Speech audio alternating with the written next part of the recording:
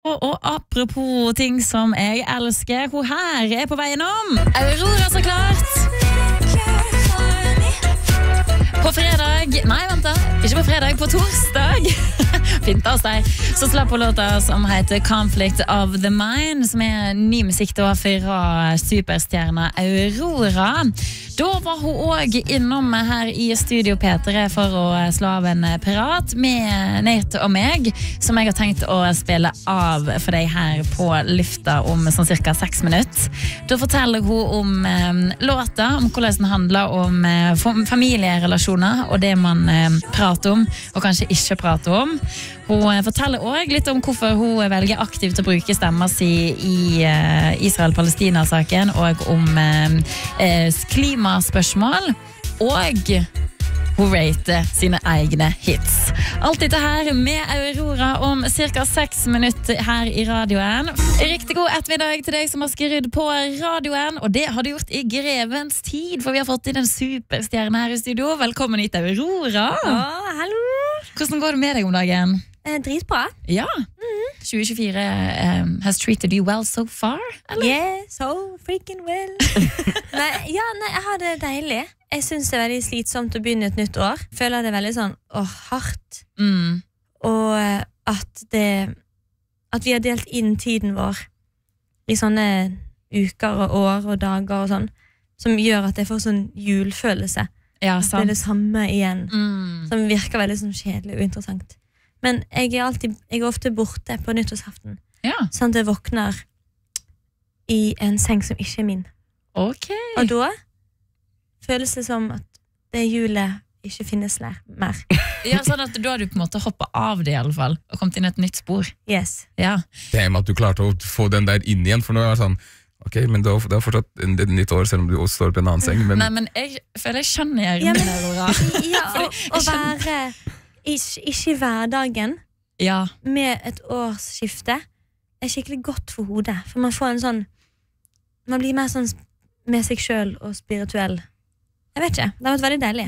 Ja, nei, men jeg kjenner meg igjen. Jeg var i København i nyttårsaften. Jeg tenkte akkurat på det der. Jeg skal begynne på en litt sånn ny måte. Du kom inn med en sånn energi her, så jeg er kjempesingel, så jeg sånn, det. Og så føler jeg sånn, er du på dateren, så sier du, jeg har aldri vært på en date før. Hvordan er det mulig?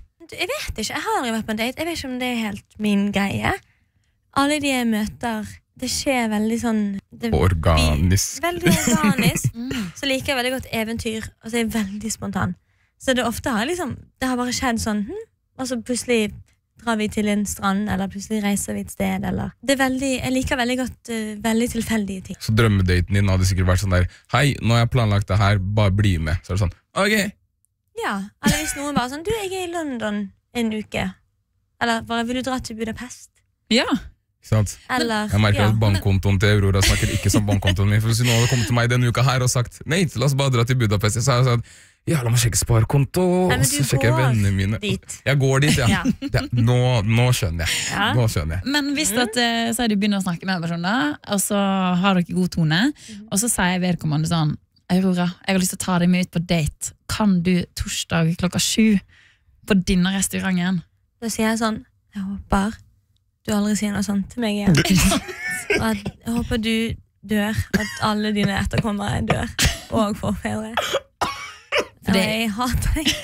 Nei, jeg hadde sagt sånn, nå synes jeg du går litt over sengen. Jeg skal gifte oss. Planla du akkurat et møte med meg? Wow, that's a bit too much. Ja, jeg tror jeg har bare sagt sånn, jeg er opptatt den dagen, og de bare...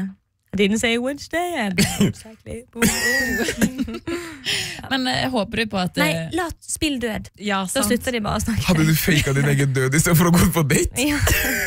Det går jo an på melding, da bare ghoster man liksom. Nei, faktisk, jeg er veldig imot ghosting. For da gir ikke du folk en slutt. Jeg er mer sånn som sier sånn, men du, jeg er en elv, og jeg må renne, og jeg må være fri. Og hvis du skal holde på meg, så er jeg bare en bøtte med vann, og da er ikke det du elsker. Så du må elske meg, og så elsker jeg deg, men jeg liker bedre mitt eget selskap. Og der har... Fred være med deg. Kom du på det der akkurat nå? Og Gud velsigne deg og dine. Og der har unnskyld det jeg sa i sted om at du skulle dø og sånn. Men der har vi svaret til alle som akkurat nå lurer på hvordan skal jeg ghoste denne personen. Det der er jo mye, jeg er en elv, så du må la meg renne fri, for hvis du holder på med å si ingen har lyst til å være en demning. Nei, og hvis du gjør det med et menneske som ikke vil være en elv, så endrer du det mennesket du elsker, og så sitter du der med noe som ikke var den personen du elsket. Så det er bare ikke... Så det er jeg for. Du må alltid... Eller jeg synes folk fortjener en forklaring på ting, selv om det er ubehagelig. Det er ikke god nok grunn til å unngå å snakke med folk, synes jeg. Sant. Jeg er veldig imot ghosting. Jeg blir veldig mer glad i deg nå også, Aurora. Det er skikkelig hyggelig å ha deg her i studio, merker jeg. Jeg blir så glad av det. Og vi skal også prate om ny musikk med deg. For på torsdag så kommer det ut en ny låt, og den heter The Conflict of the Mind.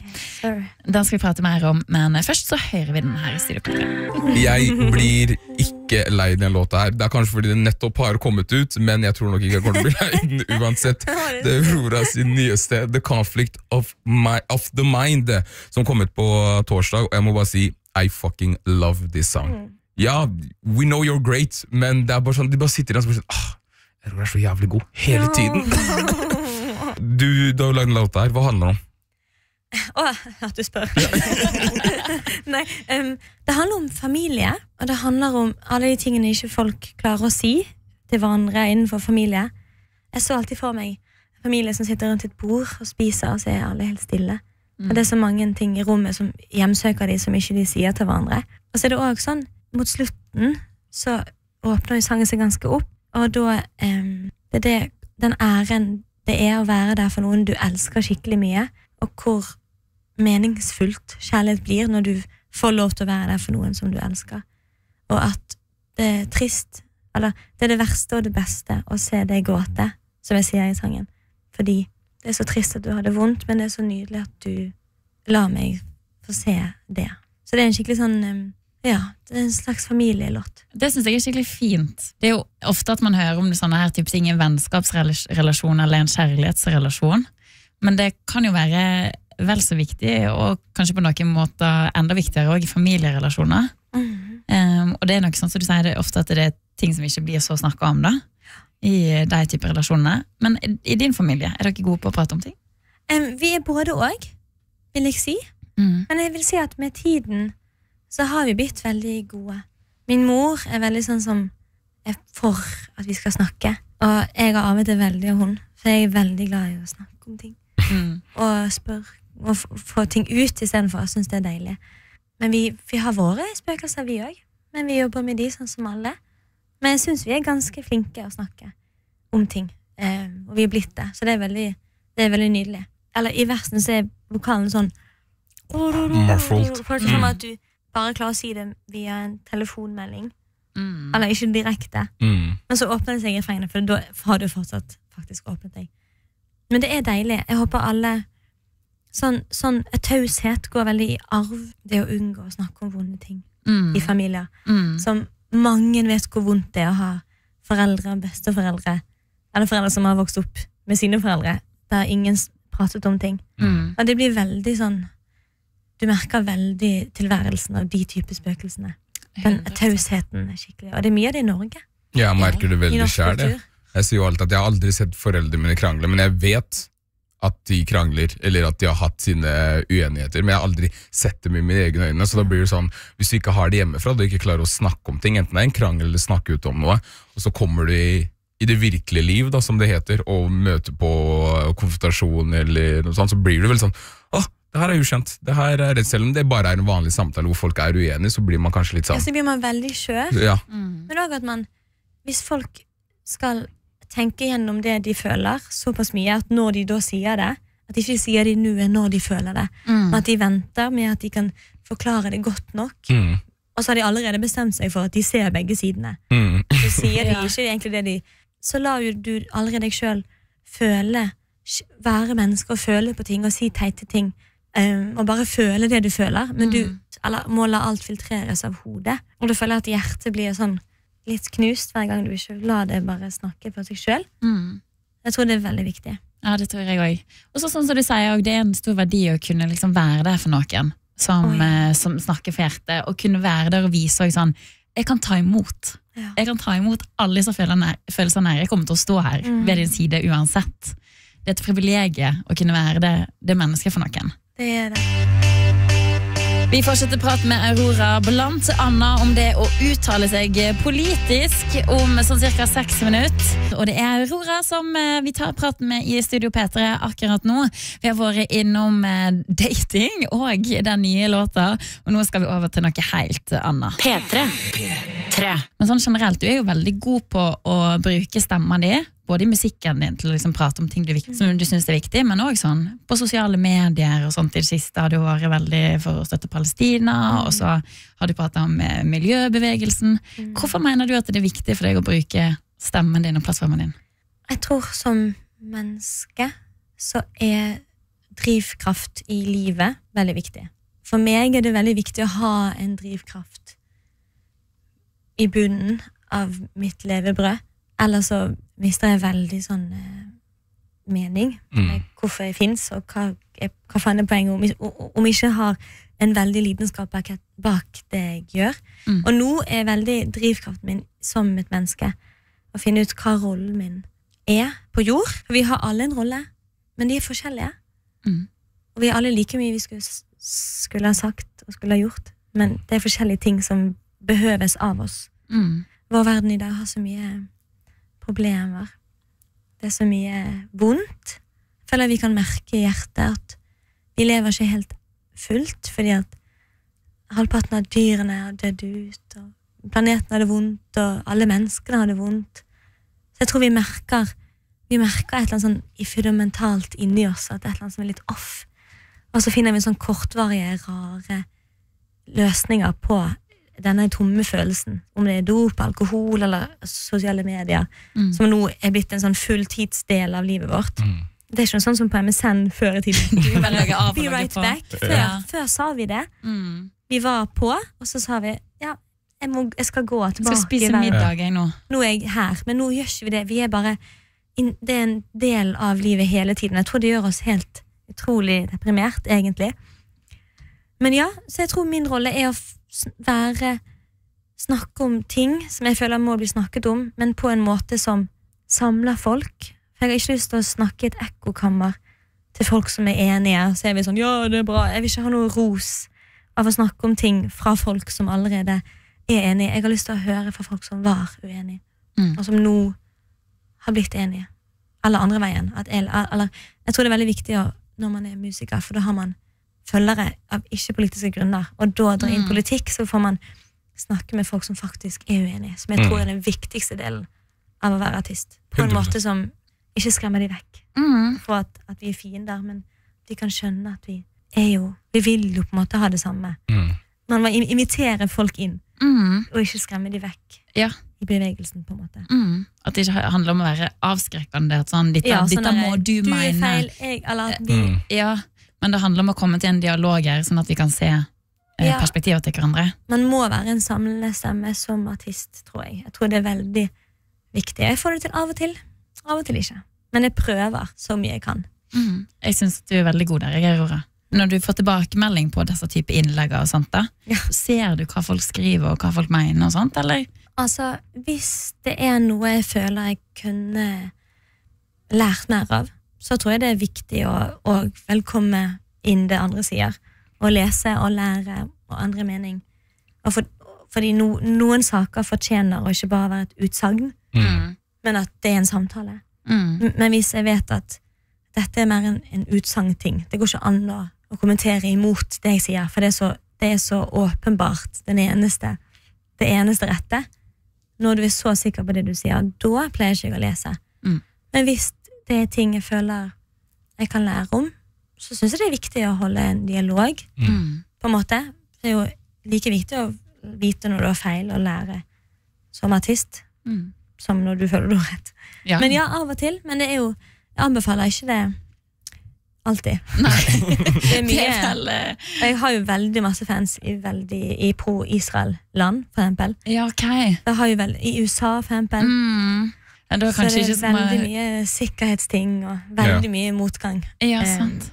Og hele musikkindustrien jo også jødiske ofte i USA, som midtpunkt av alt. Jeg skjønner at det mange som redd for å snakke om ting, fordi at de tror det har en stor virkning på karriereting eller sikkerhetsting, men jeg tror det godt å være i kontakt med verdiene sine, uavhengig av hva konsekvensene Jeg tror du lykkeligere som menneske om du følger hjertet ditt, uavhengig av hva som skjer. Absolutt. Men jeg skjønner at mange redd. Jeg vet ikke alle som har tørd eller har funnet sin stemme i dette, fordi at folk veldig redd. Jeg vil jo bare si at jeg forstår det også. Men jeg klarer ikke å få ro i kroppen før jeg har Du hører vår prat med Aurora her i Studio P3, og det en rollercoaster of emotions. For nå skal du veldig snart få høre hun rate sine egne hits. Det går vi i gang med rett etter Tyla og Water. Water of Tyla på NRK P3, hvor du hører vår prat med Aurora, og vi har vært gjennom familierelasjoner, dating, og nå skal vi til noe helt annet. Ja. Det altså rollercoaster of emotions, dette radioprogrammet her. For det jo som sagt en superstjerne vi har med oss i dag, Aurora. Og når vi har superstjerner på besøk med mange hits, det deg, Yes, we're talking about you. Så liker vi rett og slett å få deg til å rate sine egne hits. Ja. Og tingen vi må jo velge ut 5 låter her som du igjen skal plassere på en topp 5-liste. Og bare det å velge ut låten her var jo ikke noe enkelt, så når du ser for oss for deg nå å rangere låten her, det noe du absolutt ikke vil ha, eller det noe du håper på å få? Jeg har ingen ønsker eller forventninger. Jeg åpen som en skjørbar blomst. Med det sagt, så setter vi i gang. Da starter vi med den første her.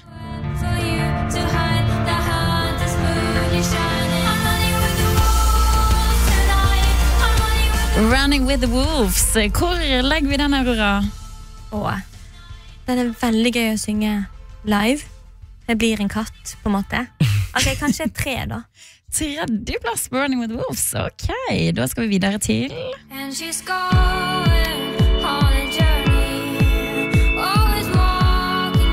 11 år siden denne kom ut. Awakening, ja.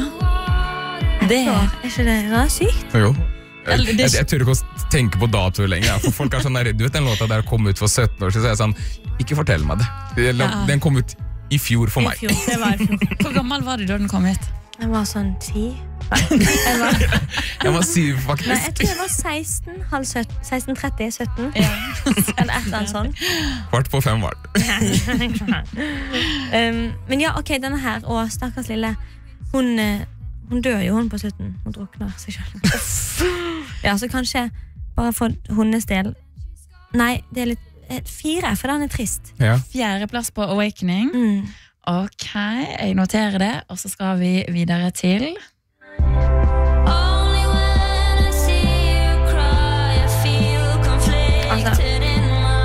Stakkars liten.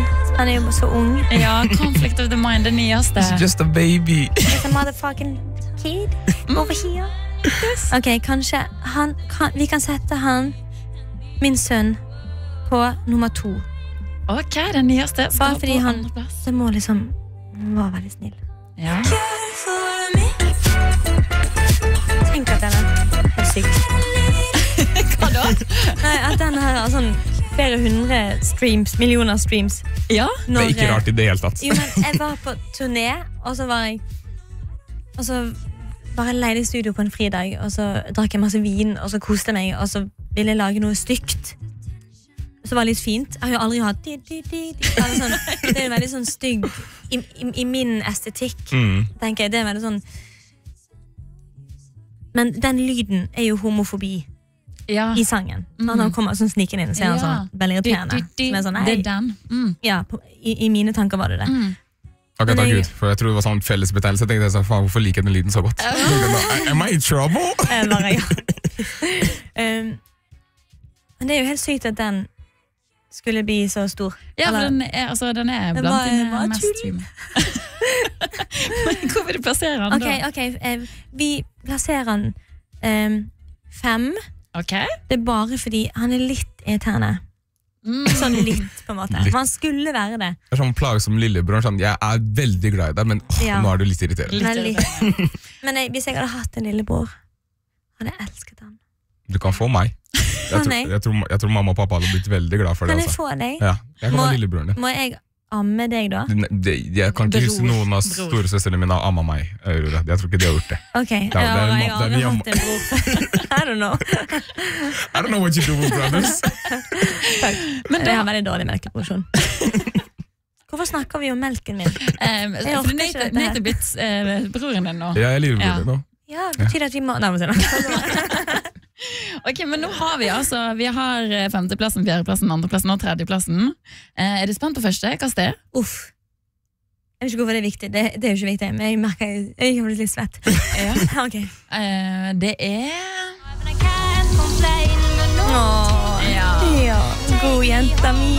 God jenta, Runaway.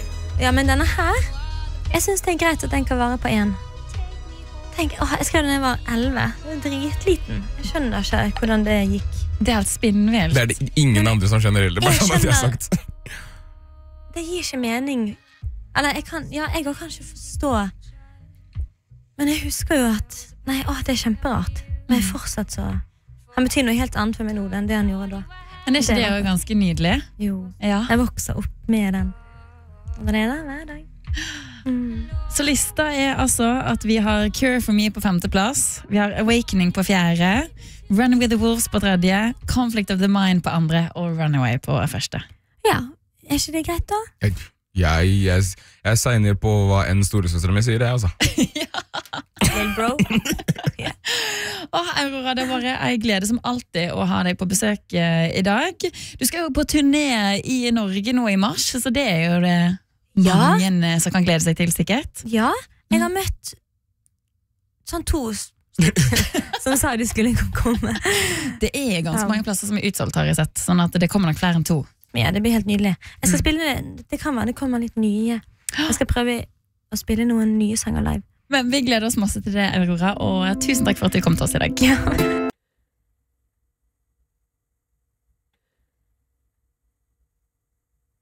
Jeg merker jeg har blitt litt svett. Okay. Nå skal vi få Aurora til å rate sine egne hits. Hvor legger vi den, Aurora? Den er veldig gøy å synge. Det blir en katt, på en måte. Ok, kanskje 3 da.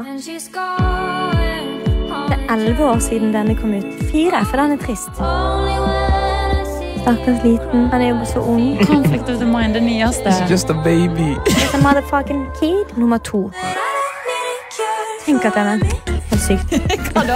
At den har flere 100 millioner streams. Det er ikke rart I det hele tatt. Jo, men jeg bare leide I studio på en fridag, og så drakk jeg masse vin, og så koste meg, og så ville jeg lage noe stygt, så var det litt fint. Jeg har jo aldri hatt sånn, det er veldig sånn stygg I min estetikk, men den lyden jo homofobi I sangen. Når han kommer sånn snikende inn, så han sånn veldig irriterende.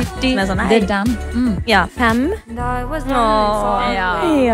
God jenta mi. Jeg synes det greit at den kan være på 1. Jeg skrev den da jeg var 11. Det er dritliten. Han betyr noe helt annet for meg nå enn det han gjorde da. Men er ikke det jo ganske nydelig? Jo, jeg vokser opp med den.